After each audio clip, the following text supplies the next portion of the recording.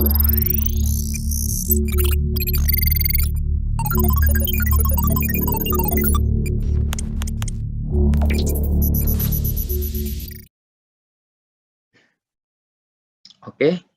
sekarang kita akan mencoba menyimpan grafik. Menyimpan grafik, kita coba dulu sekarang kita ke set WD ya, agar langsung tersimpan di direktori yang sedang kita kerjakan di sini. Jadi kita langsung saja ke Data Academy.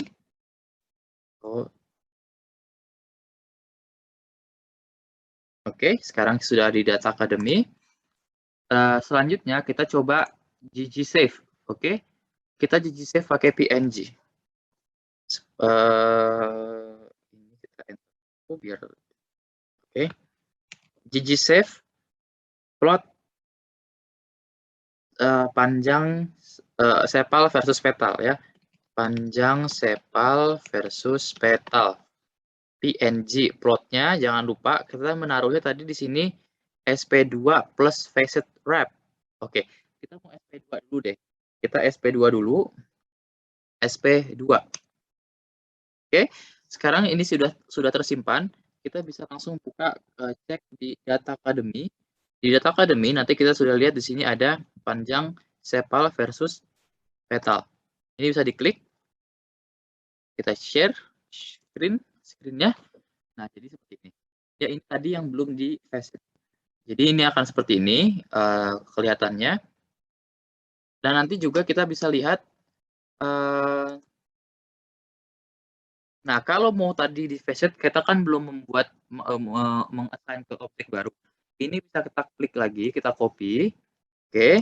Nah, kita bikin SP2 versi 2 gitu ya.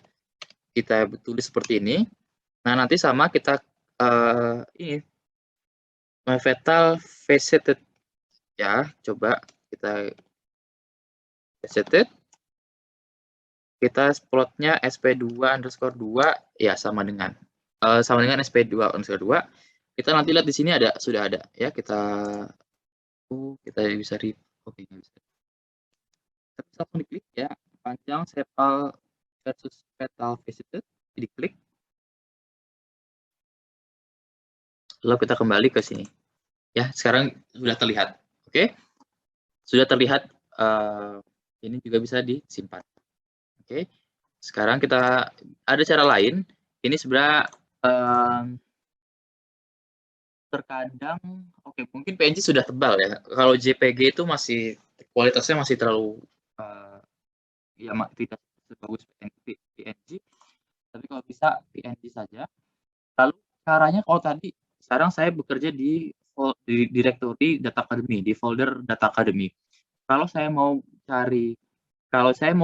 simpan di folder lain, bisa caranya menggunakan ini, pas sama dengan C ini ditulisnya direktorinya harus diketik manual dan harus bisa di download, dilihat di folder lalu di copy paste, masukkan ke sini.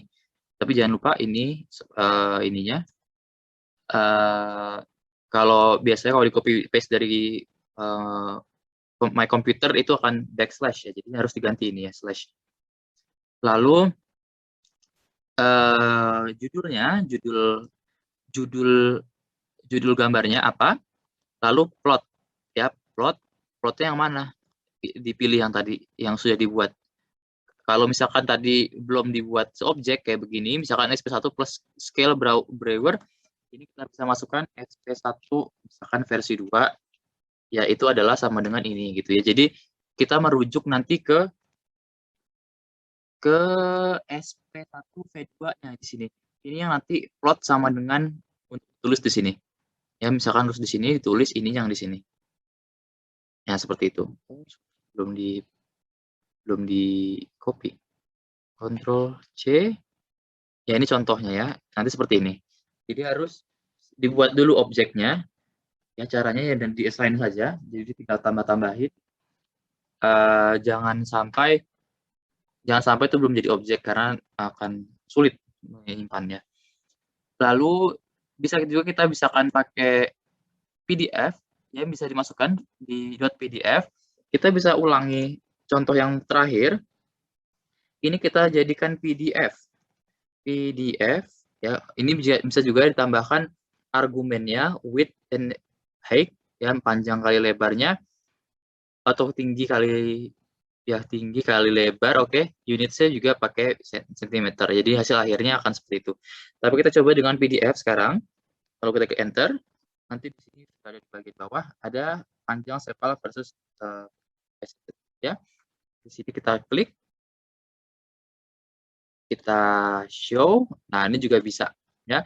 Jadi fungsi ini sangat fleksibel, ya, mau di JPG atau PNG atau PDF itu bisa, ya, sesuai kebutuhan masing-masing. Bagaimana nanti apakah mau langsung seperti ini, ya, mau dibuat infografisnya atau bagaimana, atau mau langsung untuk ditaruh lagi di Microsoft Word, maka pakai PNG saja, ya, PNG, sehingga memudahkan semua untuk bisa menggunakannya berulang-ulang.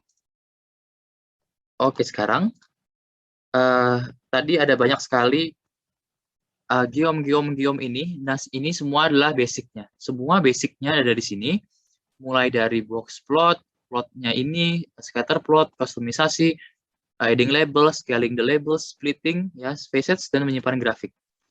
Tapi tadi di sini kalau mau tahu, di sini RStudio menyediakan cheat sheet sehingga bisa dilihat lagi apa yang harus ditambah-tambahkan, apa geom point kah atau geom scale fill manual. Ini bisa ada di help, ya, lalu klik cheat sheets. Di sini nanti ada data visualization with ggplot2. Ini nanti klik, nanti akan otomatis diarahkan ke sebuah website. Oke, ke sebuah website, dan nanti akan langsung mendownload secara otomatis. Setelah di-download, kita bisa klik, ini dalam bentuk PDF. Jadi kita bisa buka PDF. Sebelumnya sudah.